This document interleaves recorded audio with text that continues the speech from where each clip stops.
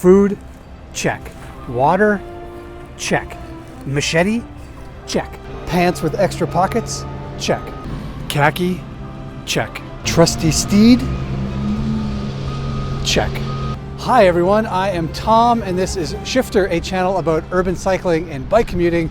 And I am dressed like this because today I am going exploring.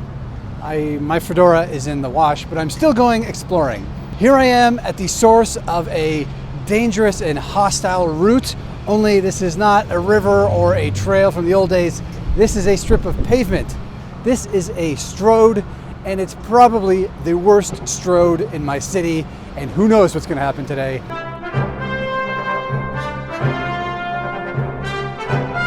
Before we start, let's answer the first question you might be asking, which is, what the heck is a stroad? Well, if you ask Chuck Marohn, the guy behind Strong Towns and the author of this book that I've been obsessed with over the last couple of weeks, Confessions of a Recovering Engineer, a stroad is neither a street nor a road, but something in between. A street is something that Marohn calls a place for building community prosperity or community wealth. A place like this, a place built for humans where there's lots of productive activity happening. A road, on the other hand, is a high-speed connection between places, so a freeway or a highway. A stroad, on the other hand, is a combination of the two, neither street nor road, but something different. And Marohn's concept of a stroad has really helped me think about why I hate this strip of pavement so much, and I have for years. So today, I'm going to explore this stroad on my bicycle to really put some thought into why it's so terrible.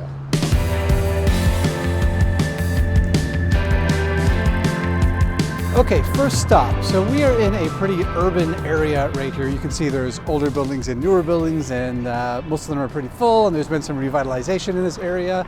So it has the makings of a street.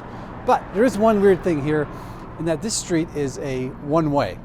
If you think about one-ways, they kind of exist for one purpose only, and that's for moving cars efficiently. They don't really exist to help the community build prosperity, as Marohn would say. And that does something to the neighborhood. Seems okay here, but hold that thought.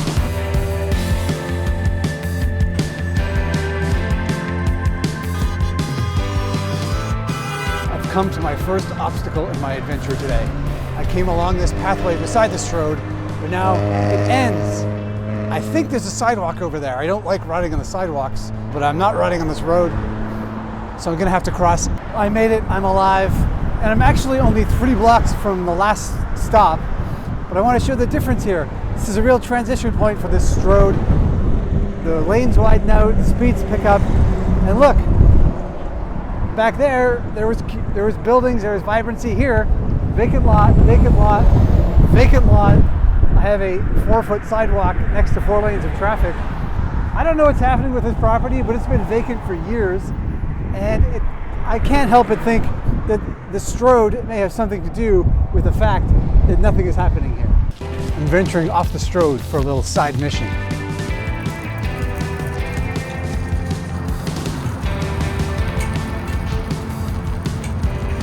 Okay, I found it. So I live here in Calgary, Alberta, Canada. I'm at Union Cemetery, a historic cemetery in the city, and I'm standing beside a monument to someone named Colonel James Farquharson McLeod. This is the guy whose name adorns the stroad we've been talking about, which is right there. I can see it from here. McLeod Trail is the name of the stroad, and Colonel McLeod was one of the famous contingent of Northwest Mounted Police who rode to the west in the late 1800s and tamed the West, as they say, although I'm sure my Indigenous friends would have a different opinion of that. But I digress. The point being, McLeod Trail was originally a route going from here in Calgary down south to a place called Fort McLeod because fast transportation was needed between the two cities. And I wanted to come here to point out the fact that roads like this are still very important. In his book, Marohn talks about the importance of roads as fast transportation systems from one place to the next. I feel like there's a perception that bike people like me often think that roads shouldn't exist and there should be no cars anywhere, and that is crazy. Of course, roads are important. This is not about that. This is about these unique characteristics of a stroad. And I have no idea how Colonel McLeod would think about the stroad that now bears his name. He may have some thoughts on all the burger joints along that, but he seemed like a burger kind of guy. He might actually like that. Anyway, let's get back on our exploration.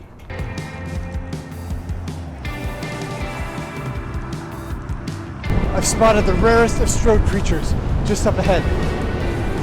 Do you see them? Pedestrians. So we've come to the part of this stroad that is stroad incarnate. And here you can really see the problem with stroads as Strong Towns has identified. What we've got is what could be a street that's full of businesses that are essential to humans. This is what we need. But the street has been widened and the speeds increased over the years to accommodate the efficient movement of vehicles, which undermines that wealth-creating opportunity. Marohn talks about the complexity of streets as being great for human interaction, human prosperity, but that same complexity is what undermines the efficient movement of vehicles on a stroad. There are lots of lights along here, there are people turning in and out of these businesses. So I think that's why I've, over the years, come to hate this street so much, is that it's bad to drive on, but it's even worse to walk or ride a bike on. It's really bad for everybody.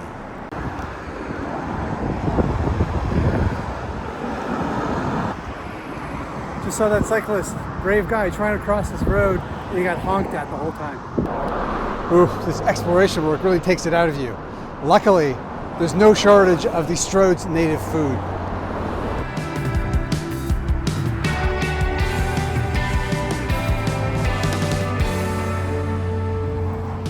I was just about to stop and talk about the condition of the pedestrian space here. I mean, look at this sidewalk, it's horrible.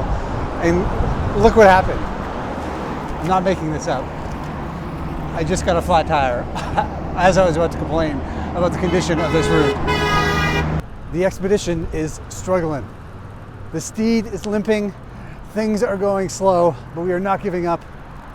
We will carry on. And I'm here because I wanted to point out one of the absurdities of this stroad. So here is a shopping mall, the busiest one in the city. 2 blocks that way is a busy light rail transit stop. It's a really well-used stop. And for decades now, there's been busy foot traffic between the train station and the mall, people coming back and forth, which is great, except this stroad is in the middle. And the latest attempt to get people from the transit stop to the mall safely and efficiently is this grand overpass, which is beautiful and expensive and gets people across the road. And you could look at it as a great gesture to help pedestrians get where they need to go. Or you could look at it as a great gesture to not impede the flow of traffic.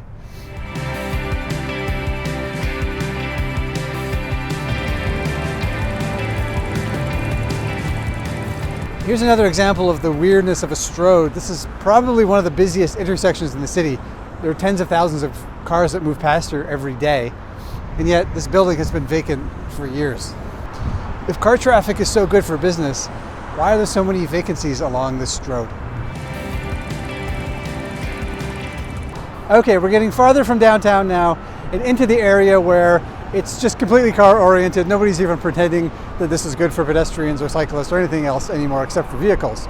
But strangely, it's still not great for car transportation because of congestion. Now, in his book, Marohn has a whole chapter on congestion, which is really interesting. I'm not going to get into too much of it other than to make a couple of points. And one is that you just can't seem to car engineer your way out of congestion. This road is a good example of what happens when you build for automobile transportation. Over the years, this road has been widened. At the other end of it, more intersections have been built to get more cars through. And all it does is make congestion worse. If you make it easier for people to drive, they will drive. It's the old induced demand argument. The result is that more and more is spent on roads and interchanges, but the kind of environment that is built around here just doesn't generate the kind of tax wealth that can sustain it. Districts like this are actually a tax burden on the city, which creates this weird irony where the rest of the city is actually subsidizing the creation of and maintenance of an environment like this that actually works for almost nobody.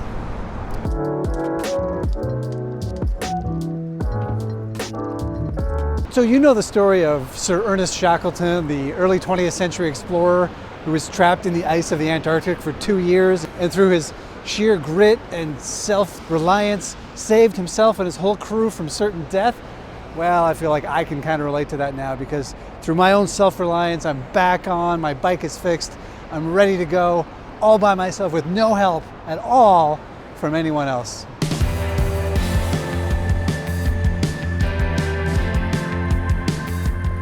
Okay, we're coming to the end of the stroad. Beyond this, it goes for maybe 10 more kilometers, but it's very similar. Beyond that, it turns into more of a road. There's big overpasses, higher speeds. It's a highway that takes you to other cities. But we're here in the spot right now, and I wanted to talk about something here. This whole thing has been a bit silly, but this is a serious issue, and that's one of safety. And before I went on this ride, I looked up the collision statistics for the city of Calgary. And this part of McLeod Trail is among the worst in the city. So closer to downtown on the street, there are fewer crashes. Out where it's a road, there are a few crashes, but along this stretch where it's full stroad, the collision statistics were pretty abysmal. And I think the problem is the stroad itself. In the book, Marohn talks a lot about how the high speeds of a stroad mixed with the complexity of a stroad are just a bad mix. They just do not jive. And one of the tragedies of stroads is not just that it's inefficient to drive on or terrible to ride your bike on, which I've seen today, it is terrible, or hard to walk on. It's dangerous. The collision statistics are terrible for stroads like this. I actually just passed a makeshift memorial for a young man who was killed a year ago, which is heartbreaking. And we've become so used to this sort of thing, especially here in North America, that we almost come to think of these deaths as inevitable. In the book, Marohn outlines ways of fixing problems like this, and it starts with looking at collisions not as an insurance write-off or looking just to see which driver was at fault, but to do a really thorough examination of the causes of collisions and then trying to find the little things that we can change to make things safer, to make things a bit more human. Yes, it's expensive and yes, it takes time, but these stroads are already expensive. Wouldn't we rather be putting our money towards a future that is better and safer for everybody than just maintaining what clearly doesn't work right now? Anyway, the expedition is now over. I survived hostile motorists and dangerous built environments and flats, and I learned a lot. I hope you did too. Big shout out to the Strong Towns team. They do great work all around, and this book really resonated with me, so thank you, Chuck Marohn. I highly recommend reading it. I feel like I just scratched the surface, and I hope I represented your ideas somewhat accurately. So go pick up a copy, read it, and thanks for watching. I'll see you next time.